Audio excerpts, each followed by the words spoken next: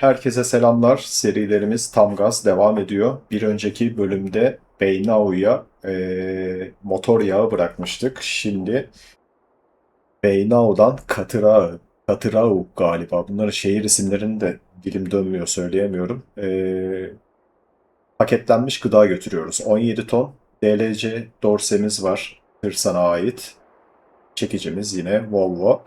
Bu arada burada bir askeri üs varmış ve içine girmeye de izin veriyor. Dolayısıyla burada başlatmak istedim ben de bölümü. Böyle 3 tane askeri jet var. Bir tane minik daha doğrusu 2 tane minik uçak. Bir de helikopter var. Yani biraz önce baktığımda birer tane küçük uçak, bir tane de helikopter vardı. Onun için böyle bir duraksadım. İkişer tane olmuşlar şimdi. Bayağı bildiğiniz tarla burası. Şirketi de buraya kurmuşlar. Hemen jet üssünün yanına. Şurası da pist herhalde. Aynen. Evet, böyle. Buradan yolculuğumuza başlayalım. Bakalım acaba üssün içerisinden çıkmama izin verecek mi? Hiç bilmiyorum.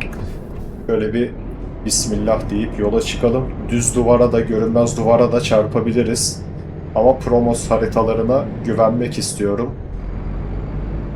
Şöyle jetlerin arasından geçişimizi sağlayalım. Evet, bu kadar geldik. Buradan sonra da duvar koymaz herhalde önümüze. Evet, şu sol tarafta, şu sarı fabrika işaretinin olduğu yerde sol tarafta küçük bir uçak işareti var. Ben ilk etapta anlam verememiştim ona. Ama buranın havalimanı olduğunu gösteriyor herhalde. Havalimanı değil de askeri jet olduğunu, askeri üs olduğunu gösteriyor. Zannedersem.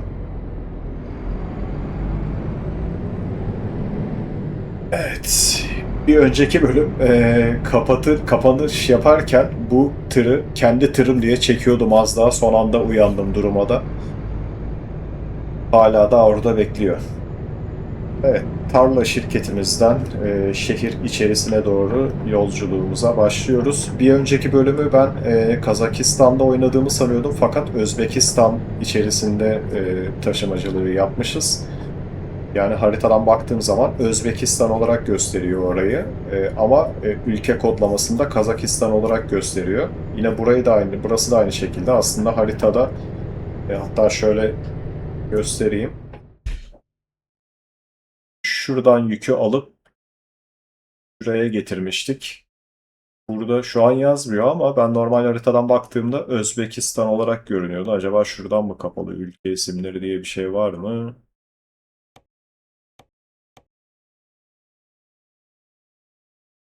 İsimleri bir şey bulamadım. Burada göstermiyor ama normal haritada şu bölgeyi Özbekistan olarak gösteriyor, şu alanı.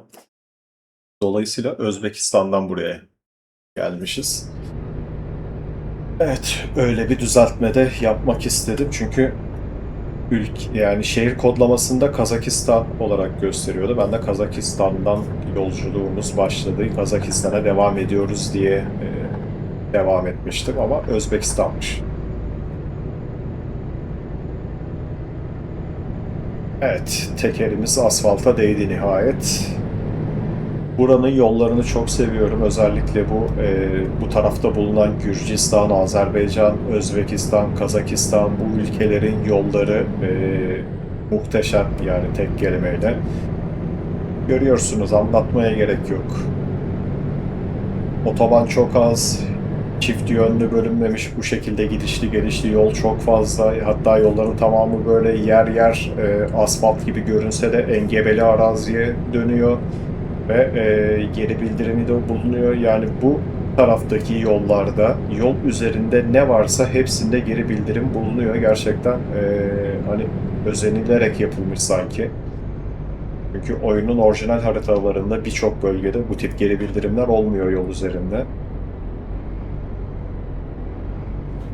Yani umarım sınır kapısı geçişiniz yoktur. Yani hiç sevmiyorum şu sınır geçişlerini. Yani şu oyunda bir döner kavşakları, göbekleri hiç sevmiyorum. Bir de sınır geçişlerini hiç sevmiyorum. Şu Land Rover'ın arkasından çıkabiliriz. Bu yol mu verdi bana? Lan oğlum nerede duruyorsun Allah'ını seversen? Eyvallah yol verdin de yani öyle mi durulur? Hani biraz geride dur ki ben de anlayayım yol verdiğini. Neyse sağ olsun gene de durdu yol verdi. Güzellik yaptı bize.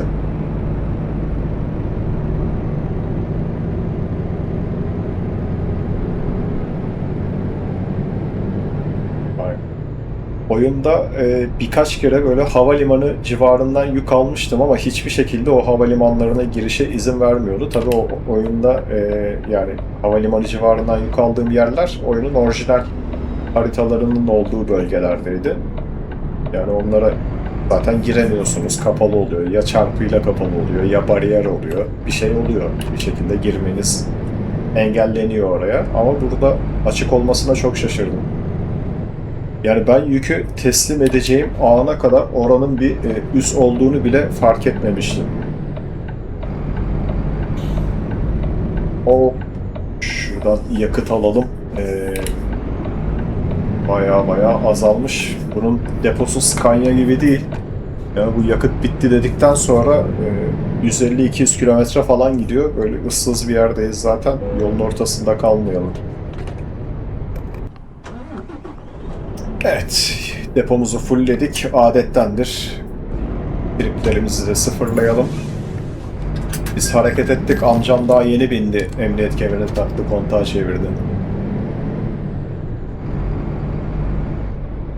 Evet, 39 lira gibi bir şey de herhalde yakıtın litresi. Yani burası ucuz. Keşke Scania ile gelseydim çift depoyu doldururdum en azından. Avrupa'da bayağı pahalı çünkü 130 liraya kadar aldığımı biliyorum orada.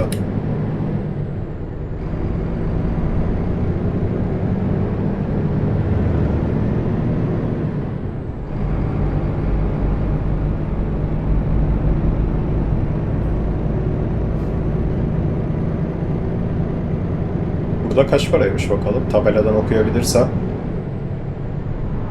Ama burada kendi para birimlerinde yazıyor herhalde ya. Aynen.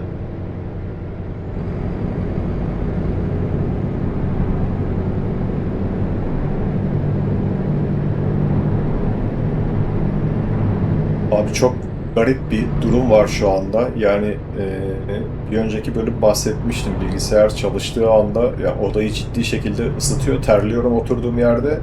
Klimayı açmam gerekiyor. Klima şu an çalışıyor ve üşümeye başladım. İşin tuhaf tarafı kapattığım zaman da terlemeye başlıyorum. Yani bir acayip döngü oluştu şu anda.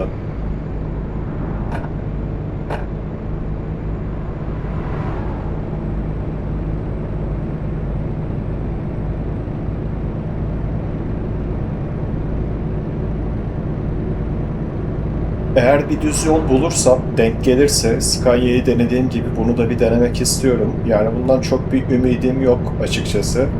Bu yüklü olduğu zaman Scania kadar hızlı gidemiyor, seri gidemiyor. Yani Scania 10 beygiri daha düşük olmasına rağmen çok daha dinamik hissettiriyor açıkçası kullanırken. Ama Volvo'nun da tasarımı bir başka tabii yani dışarıdan gerçekten baktıkça bakası geliyor insanın yani böyle dönüp dönüp baktırıyor kendini öyle bir tasarım var dışarıdan bakıldığı zaman. Scania'da da yani iç mekan daha güzel yani dışarıdan hiç beğenmiyorum o aracı yani böyle şey gibi hani çirkin ördek yavrusu gibi o kadar kötü geliyor gözüme. Tamamen küt bir burun var burun bile yok yani ön tarafı tamamen küt. Bu biraz daha böyle Aero serisi olduğu için biraz daha böyle alttan yukarıya doğru açılı gelen bir şeyi var. Ön kısmı var yani.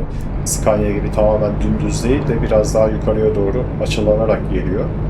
Dolayısıyla böyle hoş bir görüntü oluşturuyor. Yani hani dorseyi tamamlama konusunda ikisi de güzel. Yani yandaki o arkadaki o deflektörler falan güzel birleşiyor dorseyle güzel bütünlük sağlıyor ama önden bakıldığı zaman kesinlikle Volvo'yu tek geçerim yani.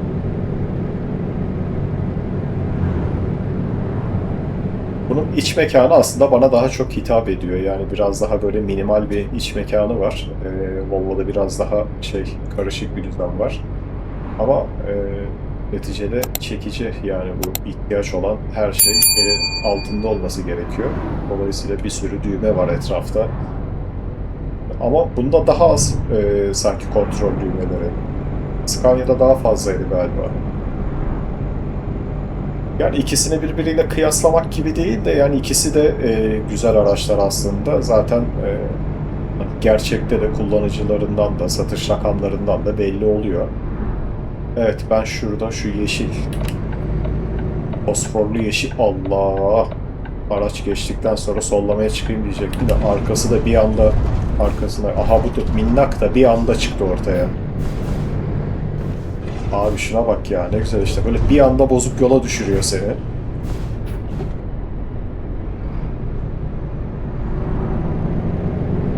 Hızlansam şuradan birkaçını geçemem, araba geliyor ya.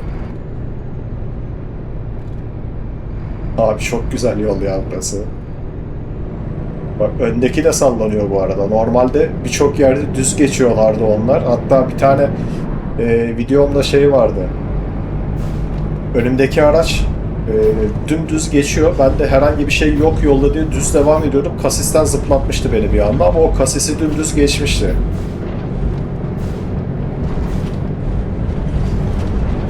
Adam uzadı gitti lan. Hiç arabanı da mı düşünmüyorsun kardeşim lan? Tangır tungur seslere baksana. Vallahi benim içim acıyor yani şu yolda basarken. Neyse düze çıktık. Yakalarım ben şimdi seni.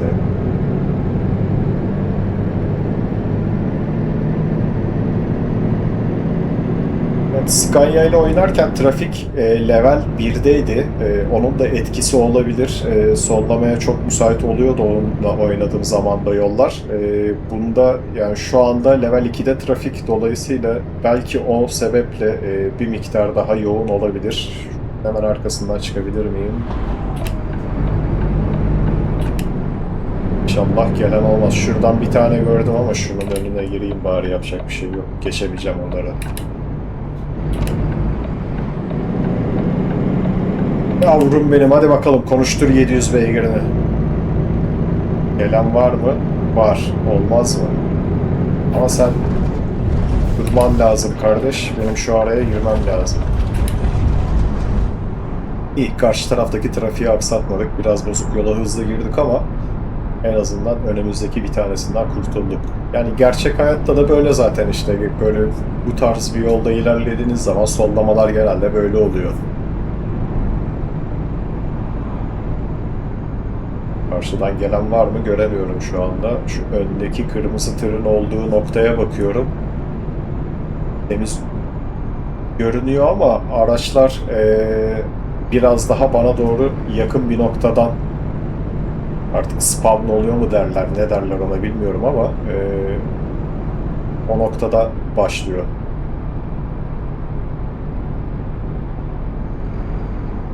Neyse artık geçecek bir yer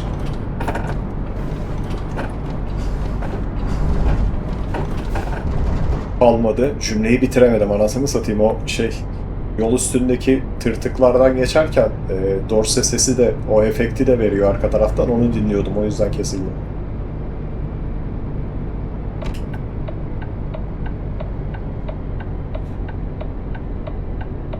Yani şu aracın hava sesleri çok düşük, yani buna nasıl bir şey olur bilmiyorum. Çözüm olur bilmiyorum ama yani gerçekten çok düşük. Scania'nınki çok daha canlıydı mesela. Renault'unki de çok daha canlı. Ama bu aracınki işte düşük böyle yani.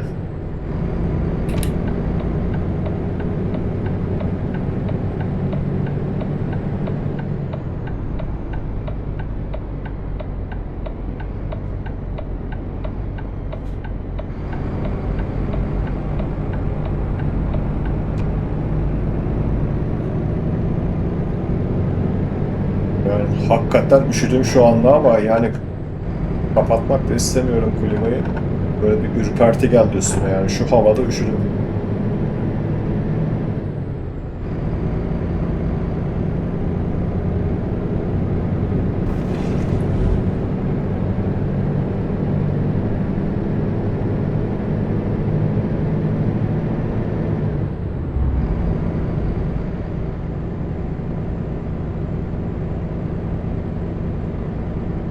Hey Siri, klimayı kapat.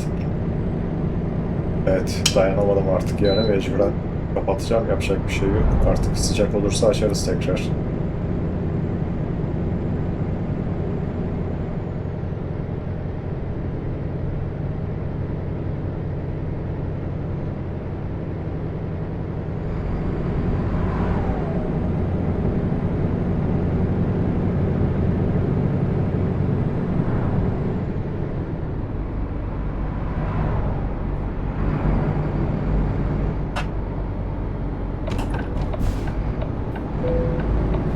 Hayır ya. Şurası boş, şuraya girsem biraz.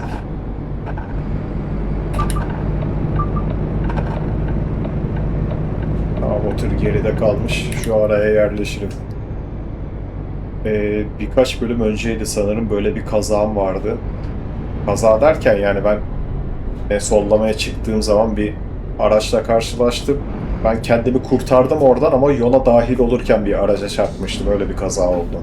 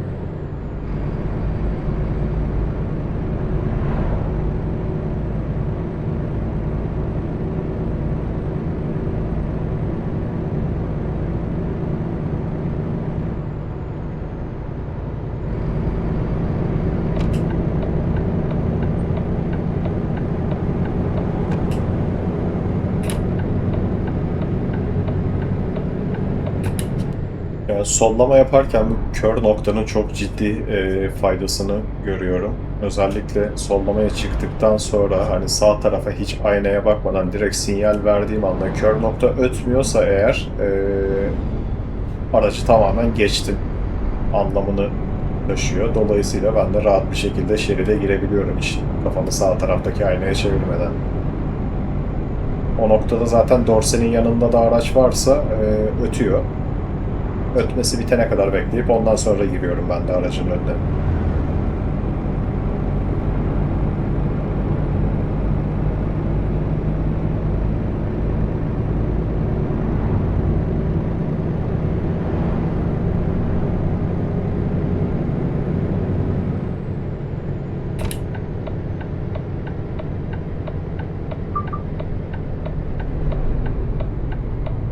Evet, kör nokta o kadar hassas çalışıyor ki yandaki şu tabelalardan bile etkilenebiliyor.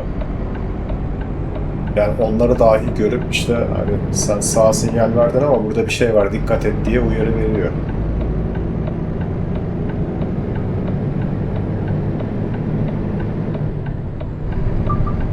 Evet, işareti çıktı hemen. Yani yol kenarındaki tabelalardan araçlara kadar bir sürü şey için uyarı verebiliyor. Is-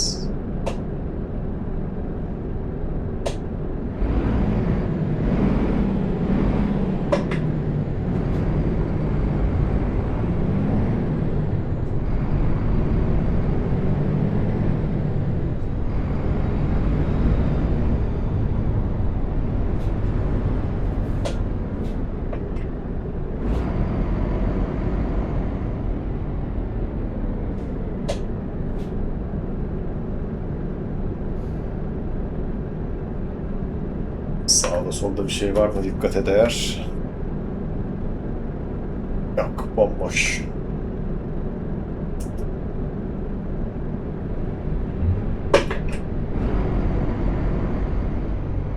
Biz gene de bakınalım da.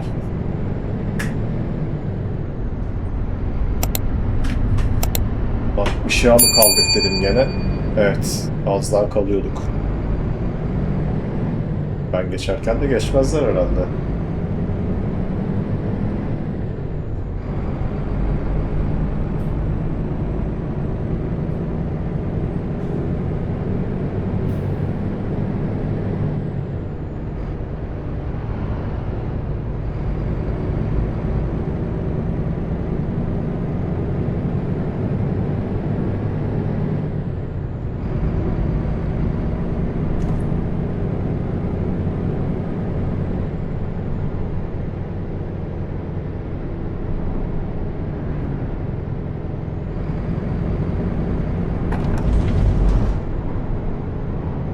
Abi şu köprü bağlantılarına bittim ya. Ya burada da bir titreşim vermezsin yani. Ama veriyor. Çok güzel ya.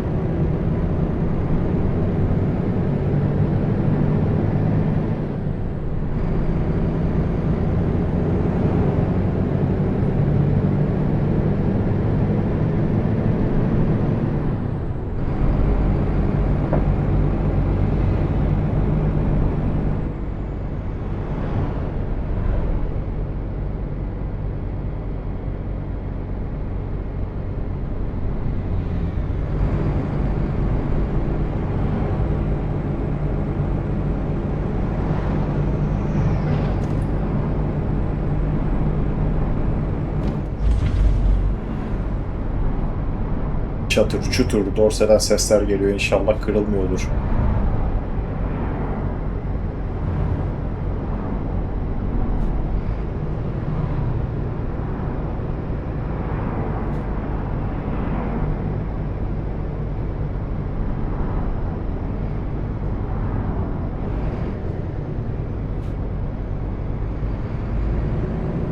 Bak, bir şey keşfettim de onu deniyordum. Yani kafamı çevirmeden sola doğru kaydırdığım zaman böyle şey, hani sollarken böyle burnunu biraz çıkartıp bakarsın ya dışarıya. Onun gibi bir şey oldu az önce de çok hoşuma gitti.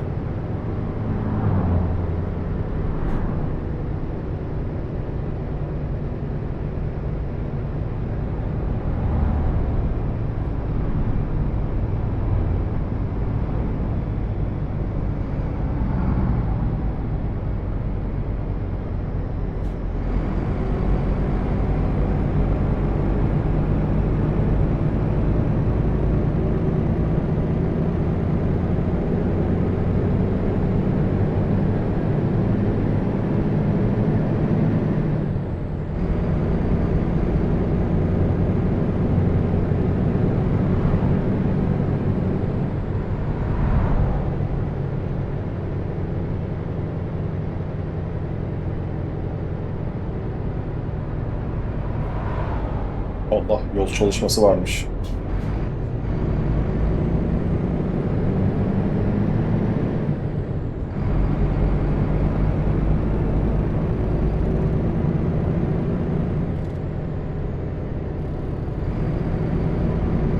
Yol çalışmasındaki hiltinin sesi de sadece sağ kulaktan geliyor.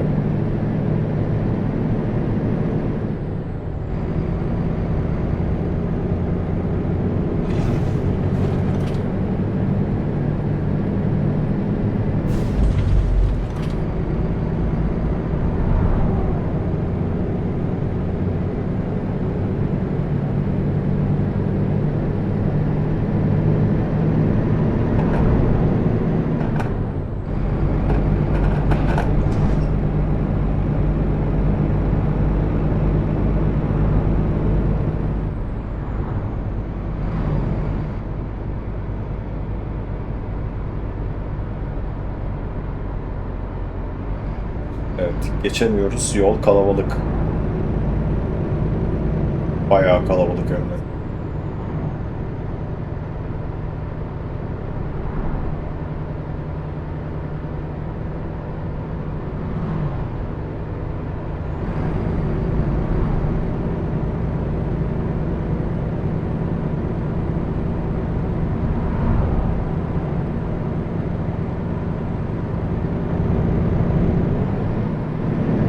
Kesin bir şey çıkacak karşıma ama hadi hayırlısı.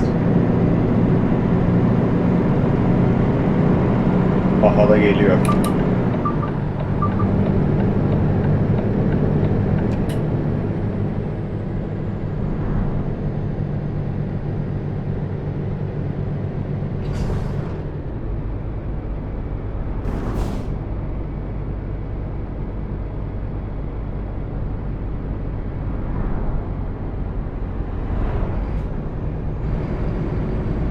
Neyse geçmeyelim. Zaten dönüş varmış sağa.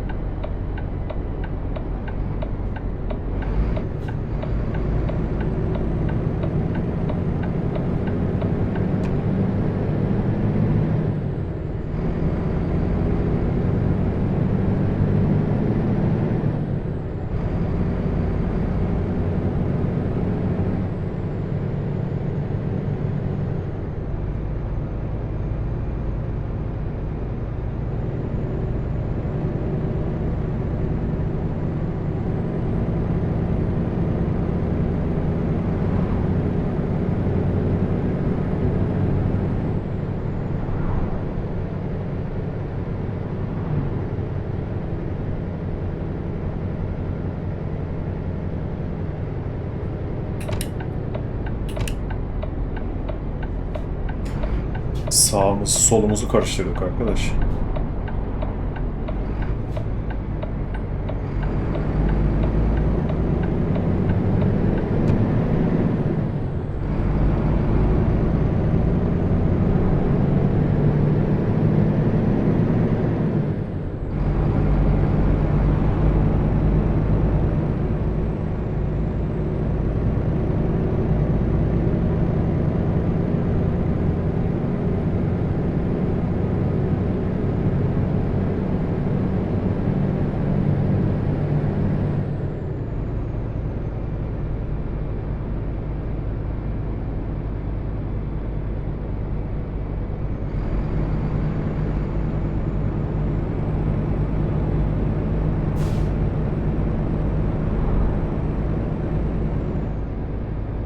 Benzinlikten girsek kestirme yapar mıydık acaba?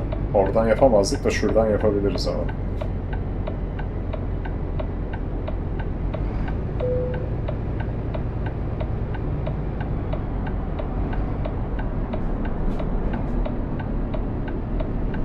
Ya kardeşim, orayı görmek için illa çekicinin kafasını mı çevirmem gerekiyor?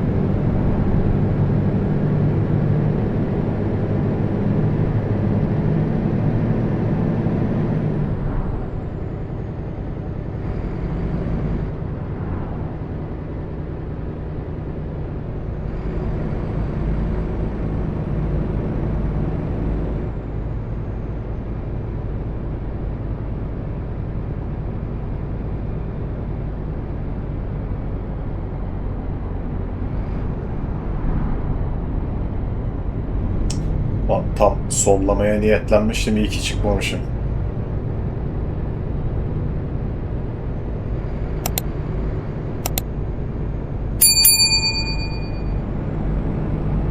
Vay! Cengavere bak sen hele. O solladıysa ben de sollarım.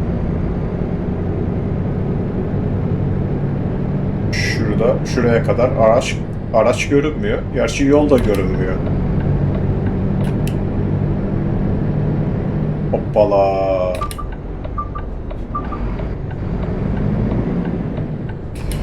Evet, biz fail olduk, yapamadık.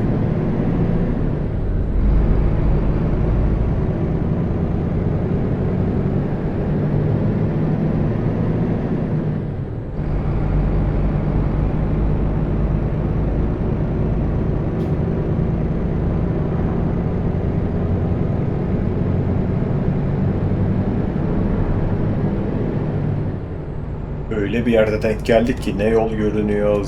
Gerçi araç da varmış da yani yol da görünmüyor.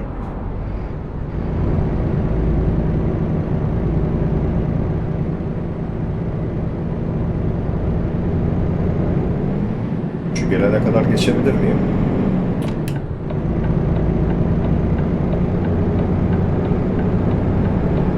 Ya Allah! Allah, ikisini de herhalde sıyırdım. Hop hop hop hop hop hop hop hop hop hop hop hop. An! Evet, 100 kilometredeki fren performansını da göstermiş oldum sizlere böylelikle. Benim asıl amacım zaten buydu tabii ki. Burada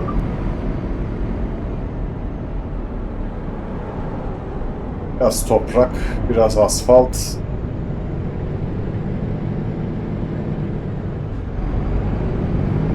seni beklersek seninle işimiz var vallahi.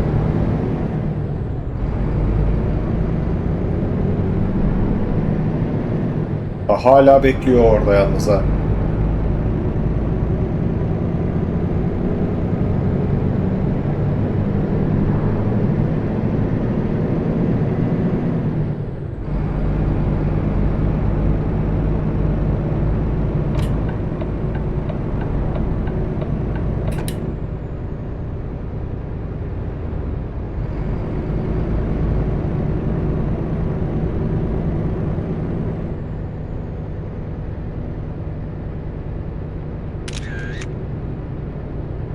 Ekran görüntüsü alalım da belki lazım olur.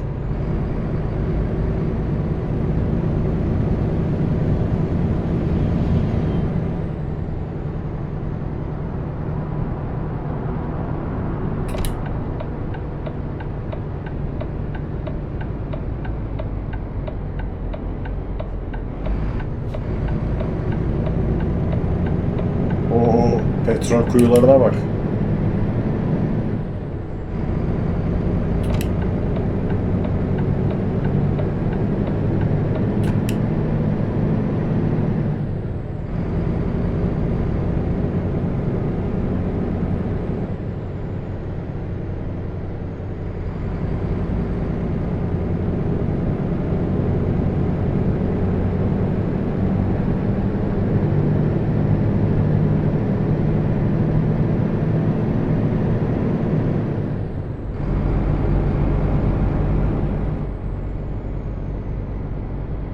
Allah'ım yarabbim. Lan devam etsene. Hani nereye gidecek ki daha adam? Zaten önündeki araç dönüyor, durmuş. Bizimki de laf işte.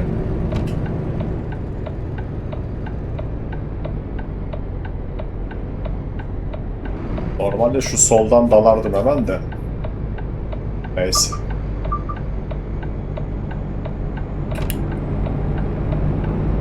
O göbeğin taşlarını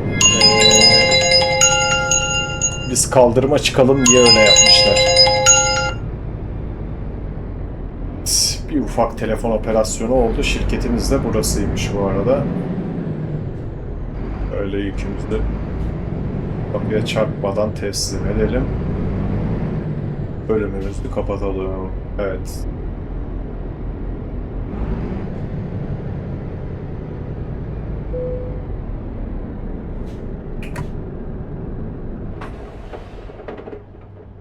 Evet. Şirketimize geldik. Yükümüzü teslim et. Bize az bir süre kaldı. Ben teslim ederim gerçi de. Şöyle bir genel olarak bakalım. Evet, burada havalimanı gibi bir şey görünmüyor en azından. Evet. Bölümümüzün sonuna geldik. Buraya kadar izlediğiniz için teşekkür ederim. Bir sonraki bölümde kaldığımız yerden devam etmek üzere. Kendinize iyi bakın. Hoşça kalın.